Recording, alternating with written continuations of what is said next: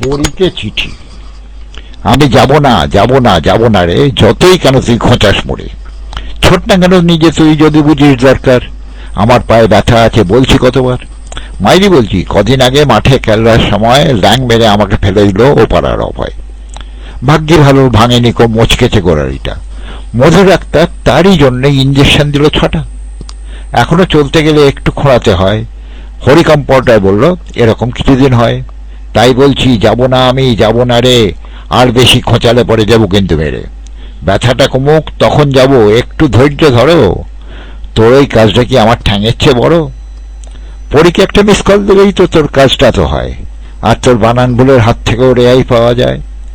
পরী স্কুলে বাংলা পড়ায়, বানান ভুলে কান মুড়ে দেয়, তাই তো চিঠির আগে বানানগুলো শুধরোতে হয়। তোকে বলে তো লাভ কোনো নেই, বানান ভুল তো তুই করবি, আর সেই ভুল বানানের চিঠি যখন পড়বে সামনে পেয়ে তোর বদলে আমাকেই তো ধমকাবে।